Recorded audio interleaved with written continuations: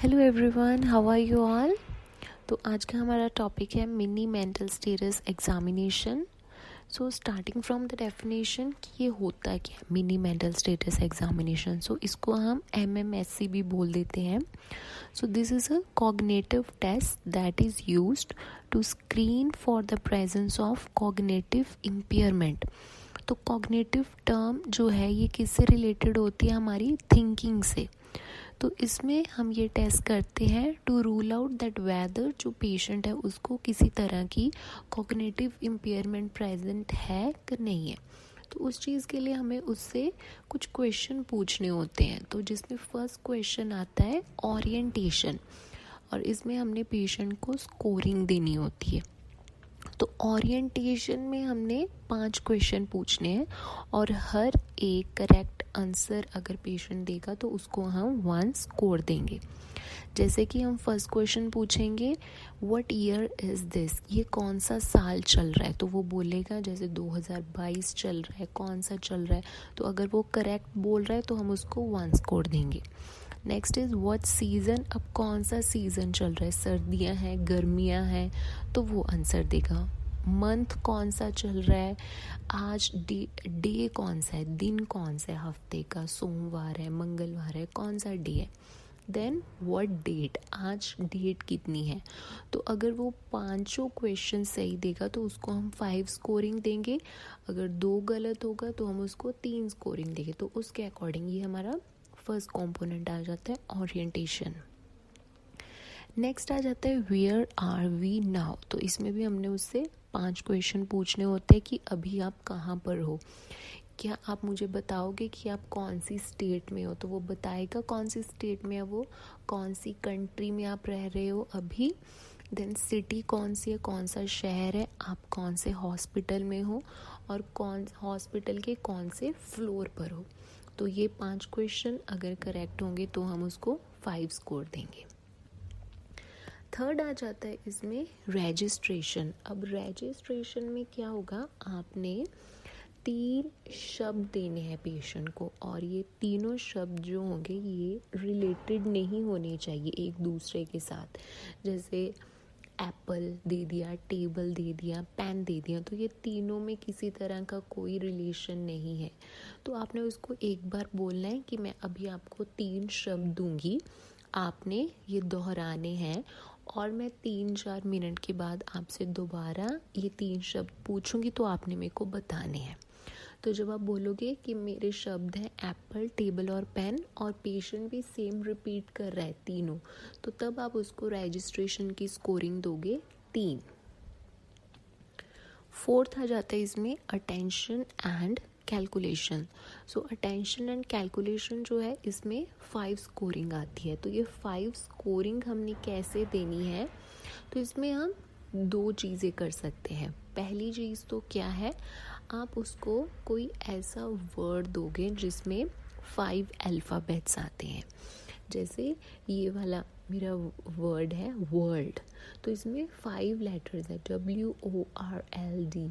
तो इसको आपने बोलना है कि इसको आप उल्टा स्पेल करो, बैकवर्ड स्पेल करो। तो अगर वो स्पेल जहाँ तक करता है तो 5 वर्ड्स हैं, तो जहाँ तक उसने किया तो उतनी स्कोरिंग दोगे। अगर 5 ही करेक्ट बोला तो उसको 5 आप स्कोर दोगे।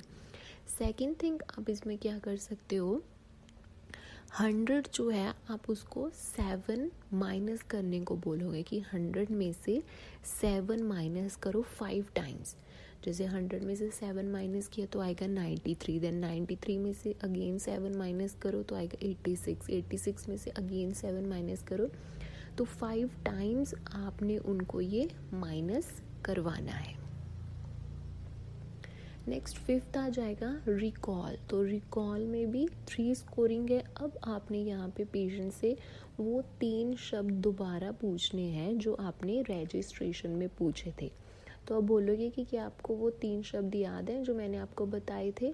तो अगर वो तीनों करेक्ट बता देता है तो आप पेशेंट को 3 स्कोरिंग दोगे।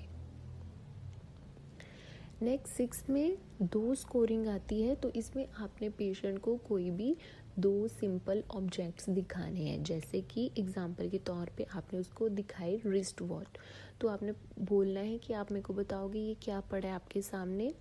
तो अगर वो सही से बता रहा है तो आप उसको स्कोरिंग दोगे। तो कोई भी दो चीज़ें आपने दिखानी है। नेक्स्ट 7th में आपने कोई भी एक फ्रेज़ देना है। तो पेशेंट को एक बार बोलना है कि आप मेरे पीछे ये फ्रेज़ को रिपीट करो। तो अगर पेशेंट सेम रिपीट करता है तो उसके लिए आप उसको 1 स्कोरिंग दोगे।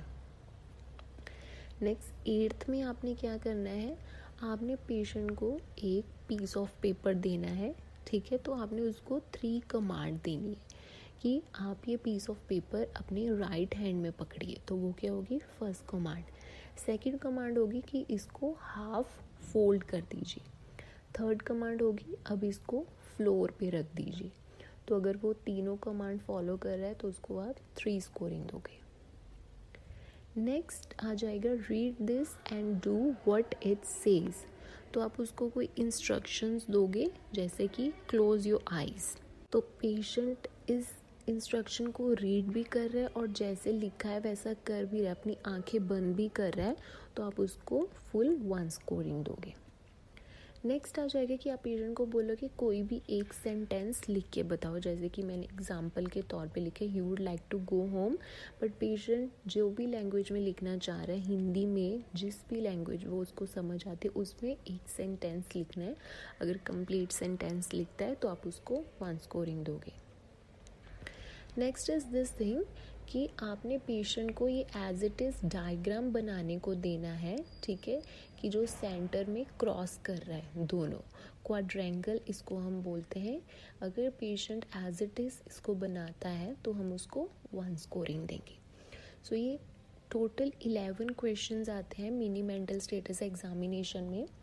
उसके बाद इसकी ये स्कोरिंग आ जाती है। अगर तो अब आप टोटल स्कोर करोगे, अगर स्कोर 27 से 30 के बीच में आ रहा है तो इसका मतलब पेशेंट की थिंकिंग नॉर्मल है।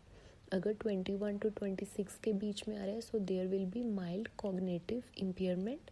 11 to 20 के बीच में आ रहा है तो मॉडरेट कॉग्निटिव इम्पेयरमेंट होगी। और 0 to 1 के बीच में स्कोरिंग आ रही है तो सीवियर कॉग्निटिव इम्पेयरमेंट होगी। I hope this topic is clear to you. Thank you.